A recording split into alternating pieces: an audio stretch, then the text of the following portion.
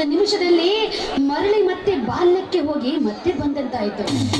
ತಂದೆ ಪರಶಿವನೇ, ರೈತರು ನಿನಗಾಗಿ ಕಾದು ಕುಳಿತರು ಸಹ ರೈತರಿಗಿರುವ ಗೋಳಾಟ ನಿನ್ನ ಕಣ್ಣಿಗೆ ಕಾಣದೆ ತಂದೆ.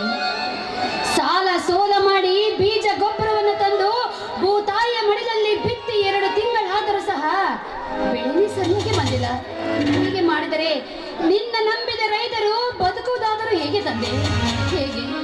ಅಪ್ಪ ಪರಮೇಶ್ವರ, ನಿನ್ನ ನಂಬಿದ ರೈತರ ಬದುಕು ಬೆಳಕಾಗುವಂತೆ ಮಾಡೆಂದು ನಿನಗೆ ಕೈ ಮುಗಿದು ಕೇಳಿಕೊಂಡರೆ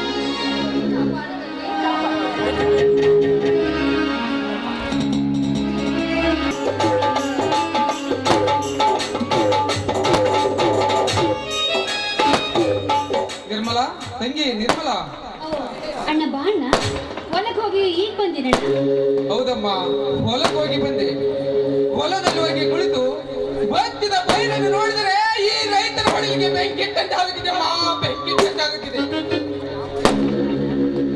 ಮಳೆ ಬೆಳೆ ಚೆನ್ನಾಗಾಗಿಲ್ಲವೆಂದು ಮನಸ್ಸಿಗೆ ತಾಪ ಮಾಡಿಕೊಳ್ಬೇಡಣ. ಇಂದಲ್ಲ ನಾಳೆಯಾದರೂ ರೈತರ ಕೂಗು ಆ ಮೇಘರಾಜನ ಕಿವಿಗೆ ಮುಟ್ಟುತ್ತದೆ ಅಣ್ಣ, ಮುಟ್ಟುತ್ತದೆ. ಪ್ರಯೋಜನ ಇಲ್ಲ ತಂಗಿ, ಪ್ರಯೋಜನ ಇಲ್ಲ. ಸತ್ತ ಮೇಲೆ ಹಳ್ಳ ಹರಿದರೇನು, ಸತ್ತ ಹೆಣಕ ಶೃಂಗಾರ ಮಾಡಿದರೇನು, ಯಾವುದಕ್ಕೂ ಪ್ರಯೋಜನ ಇಲ್ಲಮ್ಮ, ಯಾವುದಕ್ಕೂ ಪ್ರಯೋಜನ ಇಲ್ಲ. ಇನ್ನು ನಿತ್ಯ ರೈತರ ಆತ್ಮಹತ್ಯೆಯ ಸಂಖ್ಯೆ ಜಾಸ್ತಿ ಆಗುತ್ತಿದೆ. ಇದನ್ನೆಲ್ಲ ಕಂಡು ನಮ್ಮಂತ ಬಡ ರೈತರು ಕೂಡ ನೇಣು ಹಾಕಿಕೊಂಡು ಸಾವಿಗೆ ಶರಣಾಗಬೇಕೆನ್ನುತ್ತಿದೆ ಅಮ್ಮ, ಸಾವಿಗೆ ಶರಣಾಗಬೇಕೆನ್ನುತ್ತಿದೆ.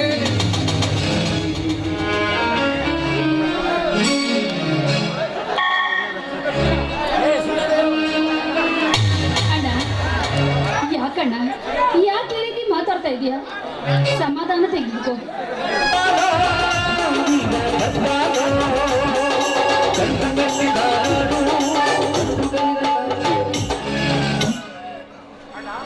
ಅಣ್ಣ, ಎಂತ ಹೇಳಿದ್ದರ ಕೆಲಸ ಮಾಡ್ತಿದ್ಯ ಅಣ್ಣ ನೀನು? ಮಳೆಗಾಯ ಕೈ ಕೊಟ್ಟರು ಸಾವಿಗೆ ಶರಣಾಗಬೇಕೆ? ಸಾಲಕ್ಕೆ ಹೆದರಿ ನೇಣು ಹಾಕಿಕೊಳ್ಳಲು ಕಣ್ಣ ಸಲ್ಲಣ್ಣ, ನರಸತ್ತ ನಾಮರ್ಥ ವಜ್ರ ಕಾಯದಂತ ದೇಹ ಕೊಟ್ಟಿದ್ದಾನೆ. ಈ ಊರಲ್ಲಿ ಆಗದಿದ್ದರು ಇನ್ನೊಂದರಿಗೆ ಹೋಗಿ ಎದುರು ದುಡಿದು ಜೀವನ ಸಾಯಿಸಬೇಕಣ್ಣ, ಜೀವನ. ಶಂಕರ, ಎಲ್ಲಿ ಹೋಗಿ ದುಡಿದರೇನಪ್ಪ? ಹಾಗಲಿರಲು ದುಡಿದರು ನಮ್ಮ ಒಟ್ಟಿಗೆ ಪಟ್ಟಿಗೆ ಸಾಲುವುದಿಲ್ಲ. ಇನ್ನು ಸಾಲ ಹರಿದುಕೊಳ್ಳೋದು ಹೇಗಪ್ಪ? ಹೇಗೆ? ಅಣ್ಣ, ಸಾಲಕ್ಕೆ ಚಿಂತಿಸಿ ಸಣ್ಣಾಗಿ ಸ್ವರ್ಗ ಬೇಡಣ್ಣ. ನಮ್ಮ ಭಾರತ ದೇಶವೇ ಸಾಲಕ್ಕೆ ಸಿಲುಕಿರುವಾಗ ನಮ್ಮಂತ ರೈತರು ಸಾಲ ಮಾಡುವುದು ತಪ್ಪೇಣ? ಸಾಲ ಮಾಡಿದವನ ಅರಿವು ಸಾಯಲಿಲ್ಲ, ಗಳಕೆ ಮಾಡಿದವನ ಕಟ್ಟಿಕೊಂಡು ಸಾಯಲಿಲ್ಲ. ಜೀವನ ಇರುವರಿ ಗಂಡುಸಾಗಿ ದುಡಿದು ಸಾಲ ತೀರಿಸಬೇಕಣ್ಣ.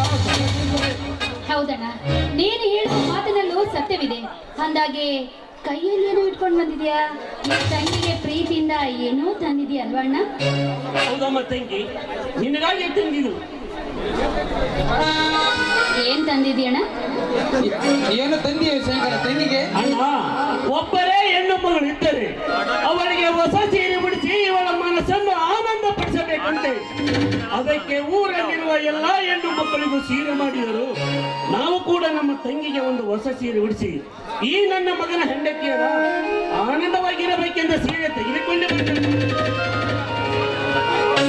ಹೋಗೋಣ. ಯಾವಾಗ್ಲೂ ಬರೇ ತಮಾಷೆ ಮಾತಾಡ್ತೀಯ ಅಲ್ಲಣ್ಣ. ಕೈಯಲ್ಲಿ ಬೇರೆ ಕಾಸಿಲ್ಲ.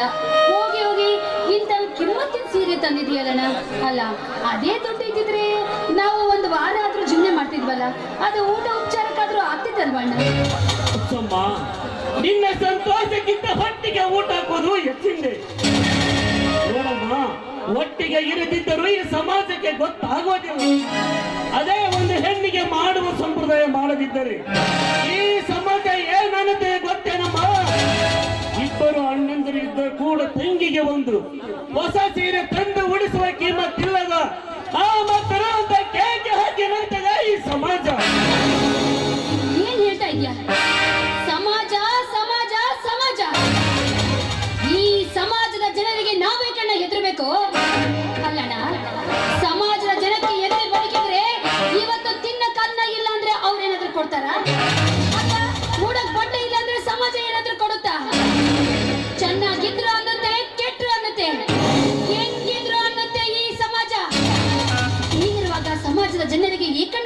ಪ್ರಭು, ನನ್ನ ಒಡ ಹುಟ್ಟಿದ ಅಣ್ಣನವರ ಗುಣ ಏನಂತ ನನಗೆ ಚೆನ್ನಾಗಿ ಗೊತ್ತು.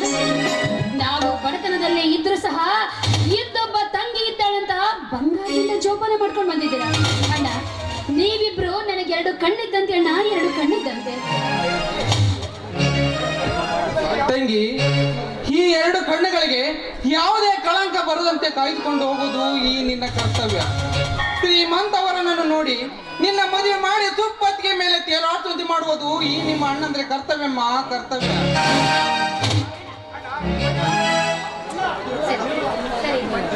ಅಣ್ಣ, ನನಗೆ ಮದುವೆ ಬೇಡ, ನನಗೆ ಮದುವೆ ಬೇಡ.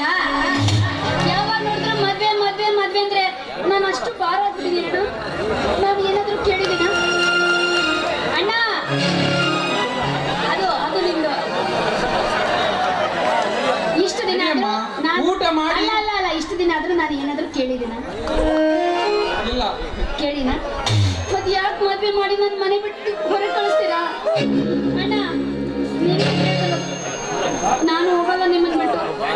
ಮದ್ವೆ ಆದ್ರೆ ನನ್ನ ಗಂಡನ ಇಲ್ಲಿ ಇಟ್ಕೋಬೇಕು ನೀವು. ಮದುವೆ ಆದ್ರೆ ನನ್ನ ಗಂಡನ ಈ ಮನೇಲಿ ಇಟ್ಕೋಬೇಕು. ಹಂಗಂದ್ರೆ ಮದ್ವೆ ಆಗೋದು. ಅಣ್ಣ, ಮದ್ವೆ ಮಾಡೋರಂತೆ. ಈಗ ಬಿಸಿ ಬಿಸಿ ಅಡಿಗೆ ಮಾಡಿದೀವಿ, ಊಟ ಮಾಡಿ ಹೊಲಕ್ಕೆ ಹೋಗುವಂತೆ ಬಾ. ಊಟ ಮಾಡಿ ಮುಂದಿನ ಕಾರ್ಯ ಮಾಡೋಣ. ಅಣ್ಣ, ಊಟ ಮಾಡುವ ಮೊದಲು ಈ ನನ್ನ ಮುದ್ದಾದ ತಂಗಿಯ ಕಂಠದಿಂದ ಗೀತೆಯನ್ನು ಆಡಬೇಕು. ನಾನು ಒಬ್ಳೆ ಆಡೋದಿಲ್ಲ, ನನ್ನ ಜೊತೆಗೆ ನೀವು ಧ್ವನಿ ಗುಡಿಸಿದ್ರೆ ಆಡ್ತೀನಿ. ಅಣ್ಣ, ತುಂಬಾ ನಾಚ್ಕೋತೀಯ, ನೀನು ಮೊದ್ಲು ಆಡ್ಬೇಕು. ಇಲ್ಲ ನಿನಗೆ ಫಸ್ಟ್ ಮದುವೆ ಮಾಡೋದು. ಆಯ್ತಮ್ಮ ತಂಗಿ, ಇನ್ನು ಜೋರು ಹೇಳು. ಆಯ್ತಮ್ಮ ತಂಗಿ.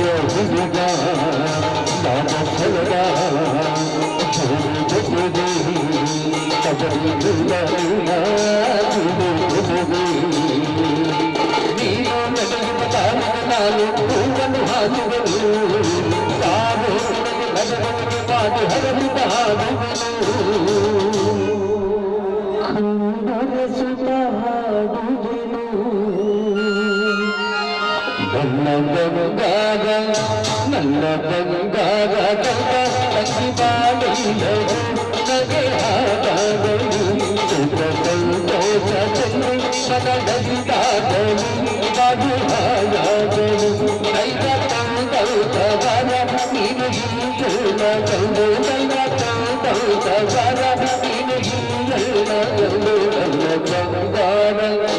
ನನ್ನ ಬಂಗಾರ ದೈವ ತಂಗಿ ಬಾಳಿಲ್ಲವು ನಗೆ ಹಾಡಾಗಲು ನಗೆ ಹಾಡಾಗಲು ನಗೆ ಹಾಡಾಗಲು